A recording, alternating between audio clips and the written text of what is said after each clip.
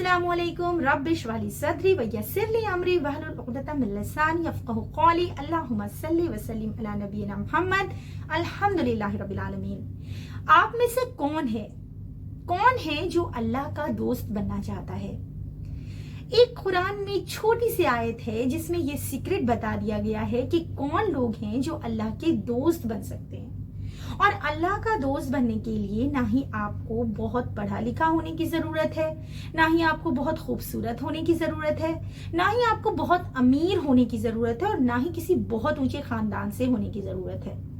बहुत ही आसान सा और छोटा सा फॉर्मूला है जिसको फॉलो करके हम में से कोई भी अल्लाह का दोस्त बन सकता है। उस अल्लाह का जिसने इस पूरी जमीन और आसमानों को बनाया है, इस पूरे यूनिवर्स को, हम सब को बनाया है, और इस दुनिया को शुरू होने से पहले खत्म होने तक तमाम जानदार को जिसने बनाया, उस अल्लाह का दोस्त बनने का तरीका मैं इस वीडियो में बताऊंगी, और वो भी डायरेक्ट कुरान से, जो कि अल्लाह की बातें हैं, अल्लाह की किताब है।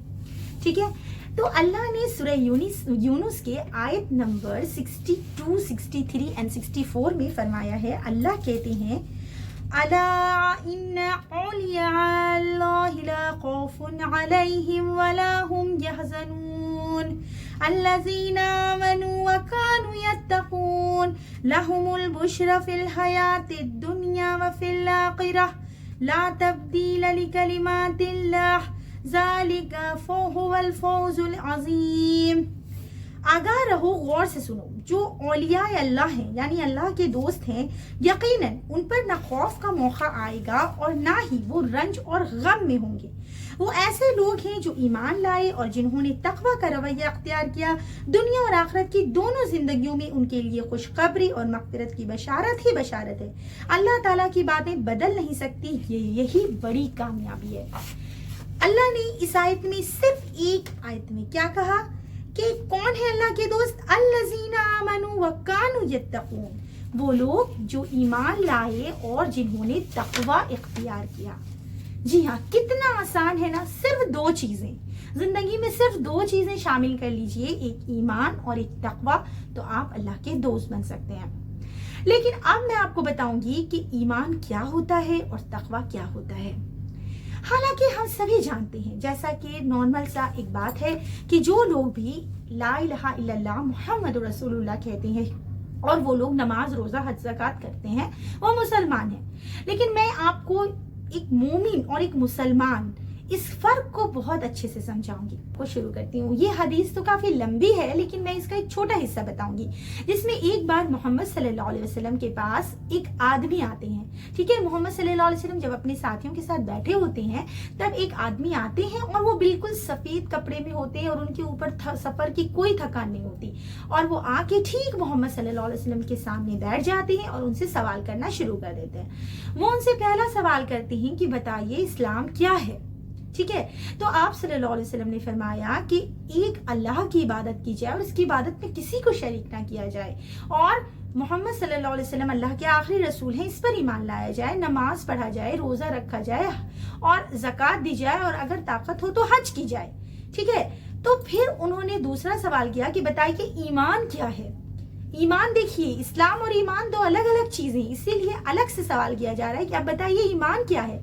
तब आप सल्लल्लाहु अलैहि वसल्लम ने फरमाया कि ईमान ये है कि इंसान अल्लाह पर ईमान लाए, उसके फरिश्तों पर ईमान लाए, उसकी किताबों पर, उसके रसूलों पर, क़यामत के दिन पर, और इस बात पर कि जो भी अच्छा या बुरा होता है वो अल्लाह के हुक्म से होता है। ठीक है, अपने तकदीर पर ईमान लाए। इसी तरह पूछने वाले ने कई सवाल पूछे। ठीक है, और उसके बाद वो चले गए। जब वो चले गए तो मोहम्मद सल्लल्लाहु अलैहि वसल्लम ने सहाबा को बताया कि वो जिब्राइल अमीन थे, वो जिब्राइल अलैहिस्सलाम थे जो दीन सिखाने आए थे लोगों को। अब मैं आपको क्लियर करती हूँ कुरान का रेफरेंस देके, कुरान में किस तरह से ईमान और इस्लाम को अलग अलग करके दिखाया गया। अल्लाह सूरह अल हुजरात में फरमाते हैं कि देहाती लोग कहते हैं कि हम ईमान ले आए। आप कह दीजिए कि दर हकीकत तुम ईमान नहीं लाए, लेकिन तुम यूं कहो कि हम इस्लाम लाए। ठीक है, हालांकि अभी तक तुम्हारे दिलों में ईमान दाखिल नहीं हुआ है। तुम अगर अल्लाह के और उसके रसूल की फरमाबरदारी करने लगोगे तो अल्लाह ताला तुम्हारे अमाल में कुछ भी कमी न करेगा। बेशक अल्लाह बख्शने वाला है। मोमिन तो वो है, कौन है मोमिन? जो अल्लाह और उसके रसूल पर ईमान लाए, फिर शक में ना पड़े اور اپنے مالوں سے اور اپنی جانوں سے اللہ کی راہ میں جہاد کرتے رہیں، یہی لوگ سچے ہیں اور راست راہ پر ہیں۔ ٹھیک ہے، کہہ دیجئے کہ کیا تم اللہ تعالیٰ کو اپنی دینداری سے آگاہ کر رہے ہو؟ اللہ ہر چیز جو بھی آسمانوں میں اور زمین میں اس سے بخوبی آگاہ ہے، اور اللہ ہر چیز کا جاننے والا ہے۔ یہاں پہ کچھ دیہاتی لوگ محمد صلی اللہ علیہ وسلم پر احسان جتا رہے تھے کہ وہ اسلام لے آئے۔ تب اللہ نے ان آیتوں میں انہیں بتایا کہ کہو کہ ابھی اسلام لائے ہو، ایمان تمہارے دلوں میں داخل نہیں ہوا ہے۔ ایمان والے کون بندے ہوں گے؟ مومن کون ہوں گے؟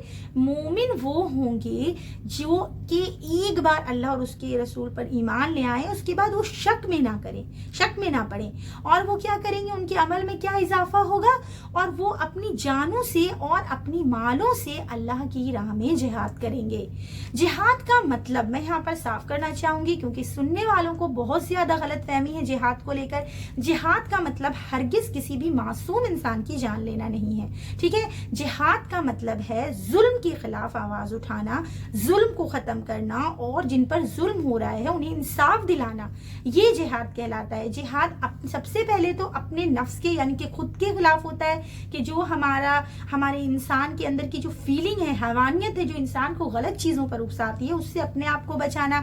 پھر اسلام میں شیطان پر یقین کیا جاتا ہے کہ شیطان ہمیں ہر اچھے کاموں سے روکتا ہے، تو اس کے خلاف جہاد کرنا، اور اس کے بعد جو دین کے معاملے میں آپ سے آ کر جنگ کرے، آپ کو آپ کے دین کے معاملے میں آپ سے لڑائی کرے، ان کے ساتھ جو لڑائی کی جاتی ہے حق کو قائم کرنے کے لیے، اپنے حق کے لیے، اس کو جہاد کہتے ہیں، ٹھیک ہے؟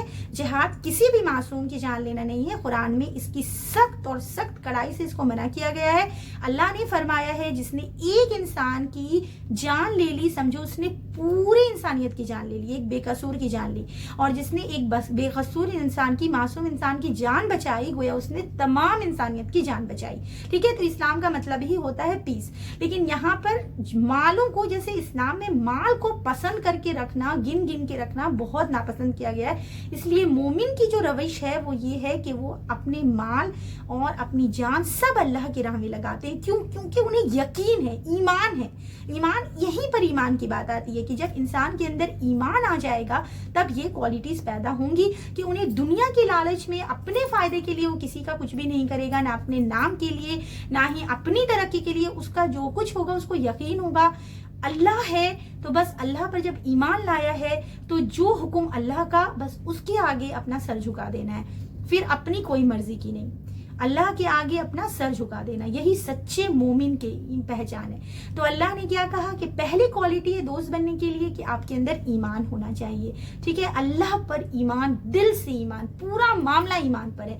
جہاں ایمان پکا ہو گیا پھر انسان کو کوئی دنیا کی طاقت صحیح رستہ پر چلنے سے نہیں روک سکتی، چاہے کوئی بھی شیطان ہو، نفس ہو، کوئی بھی اس کو نہیں بہکا سکتا، ٹھیک ہے؟ پھر اسی طرح اب دوسرا پارٹ آتا ہے تقویٰ۔ تقویٰ کس کو کہتے ہیں؟ تقویٰ کا مطلب دیکھیے، تقویٰ میں جو حرف آیا ہے نا، اس کے لفظی معنی بچنا ہے، اوکے؟ تو کس چیز سے بچنا؟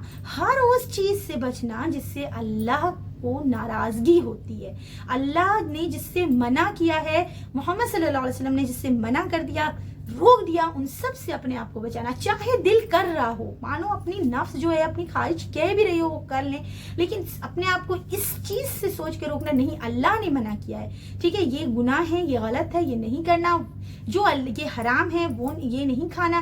تو ان تمام چیزوں سے جب اپنے آپ کو انسان روکتا ہے، بچاتا ہے، تو اس کو تقویٰ کہتے ہیں، ٹھیک ہے؟ ایک بہت بڑے بزرگ کا قول ہے، کہا ہے انہوں نے کہ تقویٰ کا مطلب اس طرح ہے کہ جیسے آپ کسی ایک بہت جھاڑدار علاقے سے گزر رہے ہیں اور آپ اپنے آپ کو پوری جھاڑیوں سے بچا بچا کے، سمٹ کے نکل رہے ہیں تاکہ کچھ بھی آپ کے جسم میں نہ چبھے۔ ٹھیک اسی طرح اس دنیا میں ہر طرف دیکھیے، آپ تو نظر دوڑائیں گے تو گندگی ہے، گناہ ہے، بے حیائی پھیلی ہے۔ ایسے میں اپنے آپ کو بچا کر اللہ کی عبادت کرنا، اس کے حکم کے مطابق زندگی گزارنا، اپنے مرنے کے بعد کی زندگی کی فکر کرنا، اس کو یاد رکھنا، اور ساری دکھاوے سے، دوسروں کی برائیاں کرنے سے، ہر چیز سے بچ کے چلنا، یہ سب چیز کا کلیکشن جو ہے اسی کو تقویٰ کہتے ہیں۔ تو اگر یہ دو کوالٹی تمام لوگ اپنی زندگی میں اپنائیں گے تو انشاءاللہ تعالیٰ وہ اللہ کے دوست بن جائیں گے، وہ اولیاء اللہ بن جائیں گے۔ آپ لوگوں کا اس ویڈیو کو دیکھنے کے لیے بہت بہت شکریہ، جزاک اللہ خیر۔